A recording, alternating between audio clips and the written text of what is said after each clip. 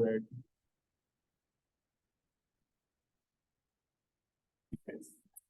Bismillahirrahmanirrahim. Assalamu alaikum. Continuing with the primary survey of the trauma patient. Today we will discuss about the abdominal trauma, and I'm sharing the slides. So continue with it.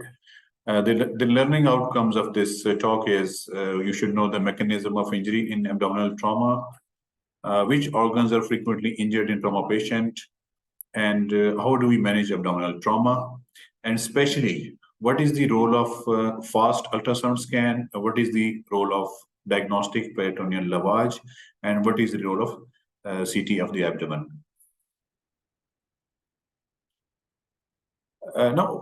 Commonly in road traffic accidents, we observe that the patients have no external evidence of injury, but internally the organs may be damaged. And the reason may be that it is because of the rapid deceleration. So the organs which are non-compliant, such as liver, spleen, pancreas, they are kidneys, and the kidneys, they are at the greater risk of injury because of the fracture of their parenchyma. Sometimes, occasionally, the hollow viscous perforation can also result because of the compression on the abdomen because of the blunt trauma. So externally, there may not be any evidence of injury on the abdominal wall. There may be a bruise or abrasion, but internal organs may be damaged.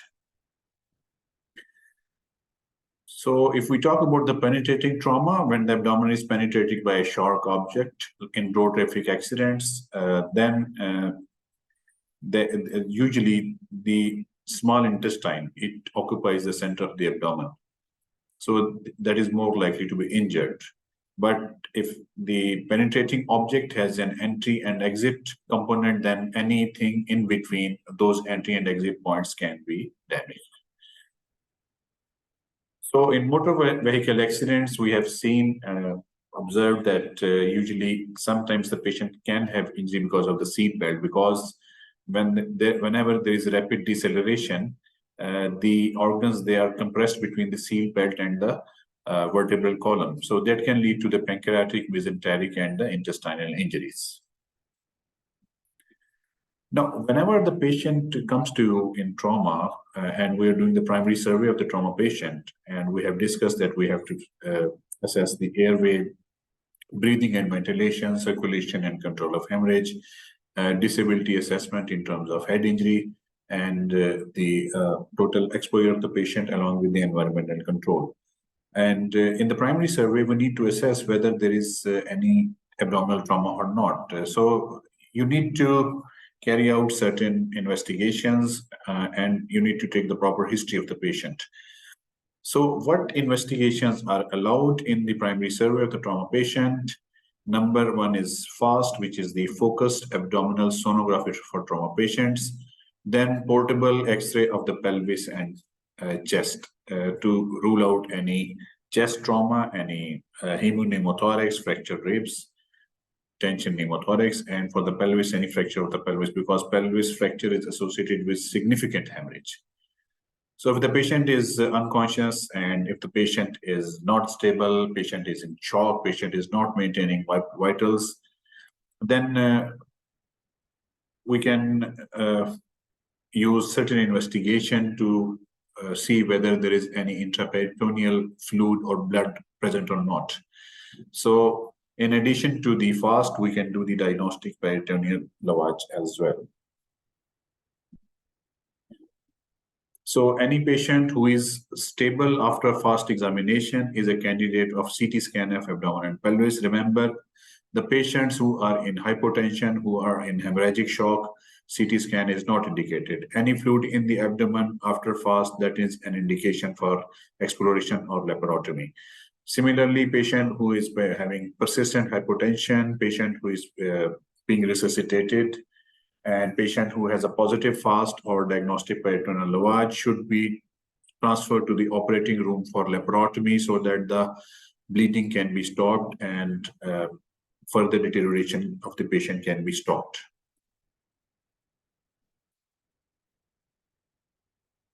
So there are certain group of patients who are relatively stable and the investigations, they are not helping us, then we can go for either diagnostic laparoscopy to see any intra-abdominal hemorrhage or any intra-abdominal injury evidence, and followed by laparotomy if the patient requires that.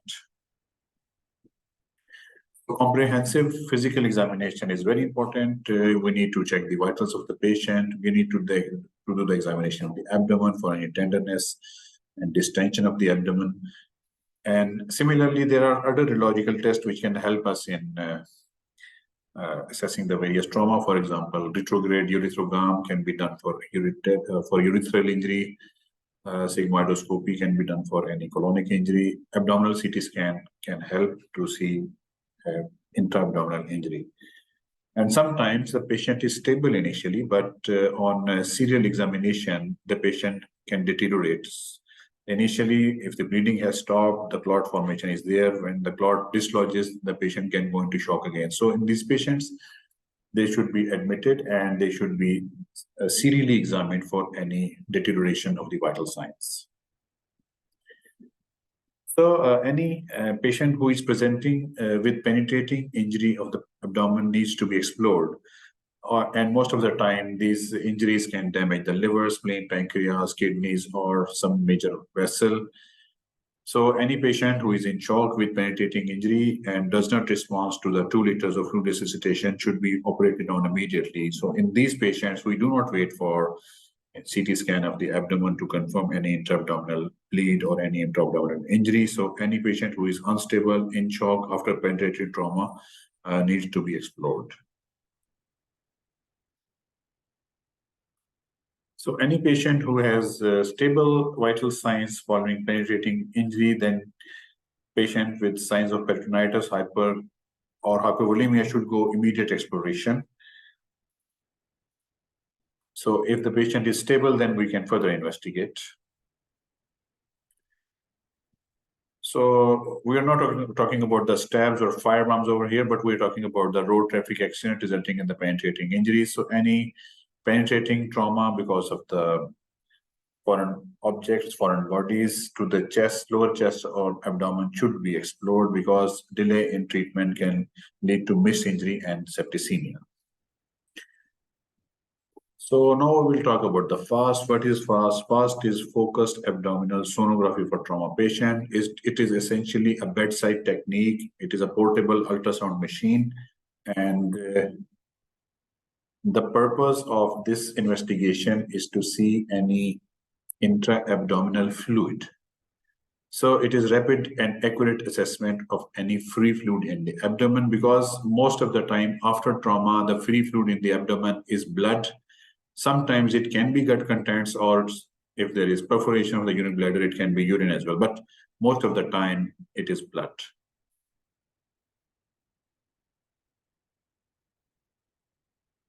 So you should know the important areas where the probe of the ultrasound is placed.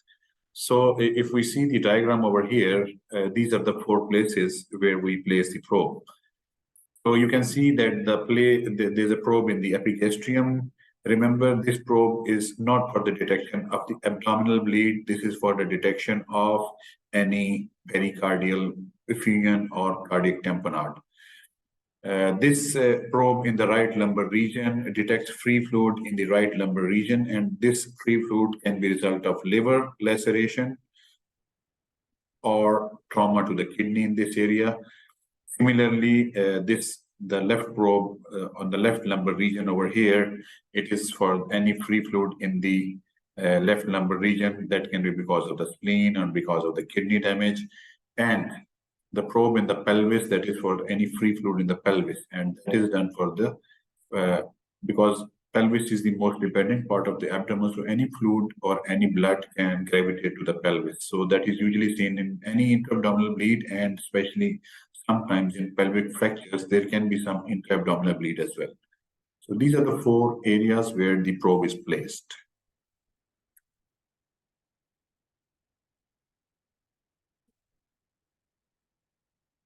So unstable patients should undergo laparotomy, but the stable patients can undergo further investigation, which can be CT or diagnostic peritoneal lavage. What is diagnostic peritoneal lavage? It is a technique in which The peritoneal cavity is fluid is instilled into the peritoneal cavity under local anesthesia, and the return fluid is examined for any blood, gut contents, and any bacteria. So we need to carry out the examination of that fluid, any leukocytes, gram staining, any particulate matter, any amylase. Drainage of the lavage fluid from the chest tube and urinary catheter may be indicated. So these are the various parameters which can help us in exploration of the abdomen. Remember, it is done only in stable patients, not in unstable patients. It is an invasive procedure. It should be performed by the surgeon because it has certain complications as well. So what are the limitations of diagnostic peritoneal lavage? It can not able to detect these smaller or larger injuries to the diaphragm, and it can also can't rule out the injury to the intestine or retroperitoneal organs. So any patient who has abdominal pain or tenderness, lower abdominal rib fractures, unexplained hypotension, spinal or pelvic fractures, paraplegia or quadriplegia, and if the mental status of the patient is not sufficient because of intoxication or neurological injury, that is an indication for diagnostic peritoneal lavage. So you need to be careful that if there is a previous abdominal scar, then the point of entry has to be carefully selected where to put the needle inside the abdomen. So it is usually performed by a small infraumbilical incision under local anesthesia, and the catheter is placed, or catheter or tube is placed directly into the peritoneal cavity under direct vision. So after placement of the catheter, 1 liter of the normal saline is instilled in the peritoneal cavity and then allowed to drain by gravity. And once this 1 liter is instilled, we wait for at least 200 milliliters of the lavage fluid to return outside the abdomen. And that portion of the recovered fluid is sent for lab analysis, cell counts, evidence of any particulate matter, and serum amylase. When will you label diagnostic peritoneal lavage as positive? If more than 100,000 red cells per liter are present of the fluid which has returned, 500 white cells per liter, 175 units of amylase per deciliter, bacteria or gram stained smear in the returned fluid, and any bile or food particles. So that means diagnostic peritoneal lavage is positive, and that is an indication for laparotomy. So you can see the technique of DPL. This is diagnostic peritoneal lavage. This is the umbilicus, and the incision is usually in the lower part of the umbilicus on the skin. And this is the side view, showing you the knife making the incision. And once the skin and subcutaneous is inside, there is linea alba. Linea alba is open with knife, and once the peritoneal cavity is entered, this catheter is entered into the pelvis because that is the most dependent part of the abdomen.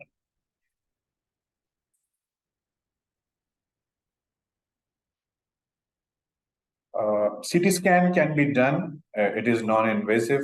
It is qualitative, sensitive, and accurate for the diagnosis of intra-abdominal injuries, but it should be only done in stable patients. Any patient who is in hemorrhagic shock, not maintaining vitals despite resuscitation, is a contraindication for CT scan. So this is a CT film showing you the trauma to the liver over here. You can see the hematoma in the liver parenchyma over here.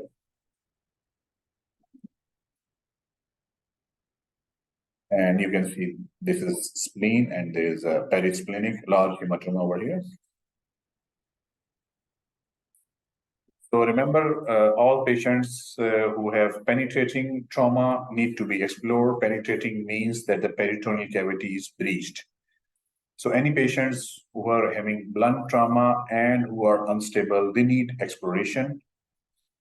And patients who are stable following blunt trauma, they need further evaluation by fast scan, CT scan of the abdomen, diagnostic peritoneal lavage, diagnostic laparoscopy to diagnose any intraperitoneal bleed or injury, and so that that injury is localized and the treatment is started accordingly.